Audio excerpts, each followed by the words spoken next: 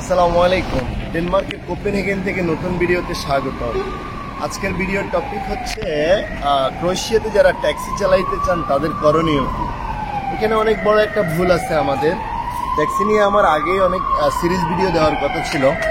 আজকে কিছু খুলে বলি, সেটা হচ্ছে দাঁড়ান পুলিশের গাড়িটা যাক। তো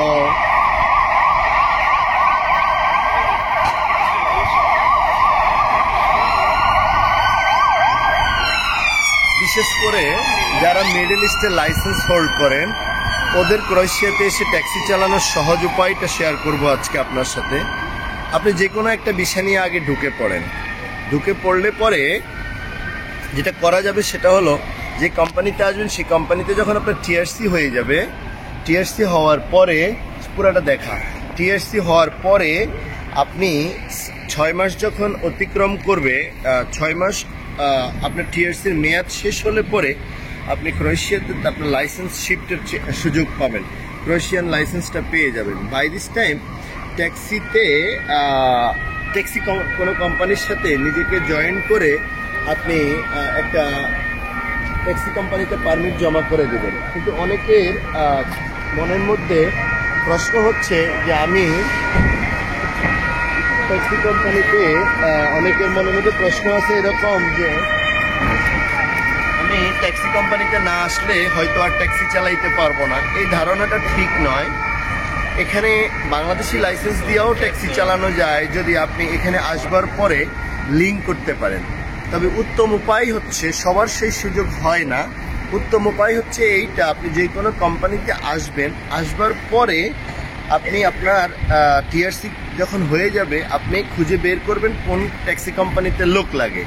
তো লাগলে পরে আপনি ওই কোম্পানিতে পারমিট অ্যাপ্লাই করবেন। এই ফাঁকে অন্য একটা কোম্পানিতে টিআরসি কন্টিনিউ থাকবে। ক্রোয়েশিয়াতে যাদের টিআরসি ডিসকন্টিনিউ হয়ে গেছে, টিআরসি স্টপ হয়ে গেছে, মেয়াদ শেষ হয়ে গেছে, তাদের জন্য নতুন টিআরসি করাটা বেশ ঝামেলার একটা কাজ। তাহলে এইখান থেকে ওই ঝামেলাটা যদি আপনি না নিতে চান, আপনার জন্য যেটা করণীয় সেটা হচ্ছে এই প্রসেসে আপনি প্রসিড করতে পারেন। কারণ হচ্ছে ক্রোয়েশিয়াই ইউরোপের একটা মাত্র কান্ট্রি যেখানে সহজে আপনি ট্যাক্সি ড্রাইভ করতে পারবেন।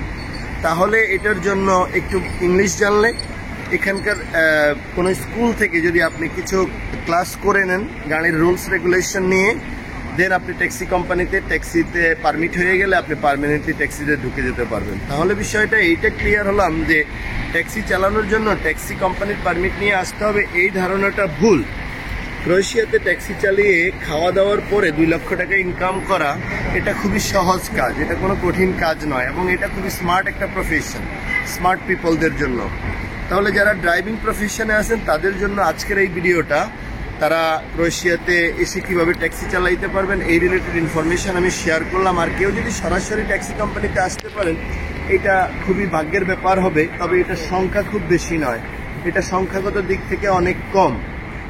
কারণ আমাদের অনেক পরিচিত ভাই ব্রাদার ট্যাক্সি চালায়, তারা এক একজন এক এক পেশায় আসছে এই দেশে, আসবার পরে লাইসেন্স চেঞ্জ করে নিয়েছে এবং বাই দিস টাইম ট্যাক্সি কোম্পানিতে পারমিট করে এখন ট্যাক্সি চালাচ্ছে। ট্যাক্সি রিলেটেড কোনো ইনফরমেশন জানা থাকলে আমি পরবর্তীতে আরও ভিডিও বানাবো, আপনারা কমেন্ট করে জানাবেন ক্রোয়েশিয়ার ট্যাক্সি চালাইতে কি কি ধরনের কোয়েশ্চেন আপনাদের জানা দরকার। সেই বিষয়ে আমি সকল কোয়েশ্চেন একসাথে করে আবার নতুন ভিডিও দেব। সে পর্যন্ত ভালো থাকেন। আর এই চ্যানেলটা যদি নতুন আপনার সামনে গিয়ে থাকে, মুকুল আলম আমাদের Facebook page, Mukul and friends YouTube channel, পেজে লাইক দিয়ে দেবেন এবং ইউটিউব চ্যানেল সাবস্ক্রাইব করে দেবেন। নেক্সট অন্য কোনো গুরুত্বপূর্ণ তথ্য নিয়ে আবার আপনাদের সামনে হাজির হব। সে পর্যন্ত ভালো থাকবেন, শুভকামনা। আবার অন্য কোনো শহর থেকে আবার দেখা হবে, সে পর্যন্ত ভালো থাকবেন। আসসালামু আলাইকুম।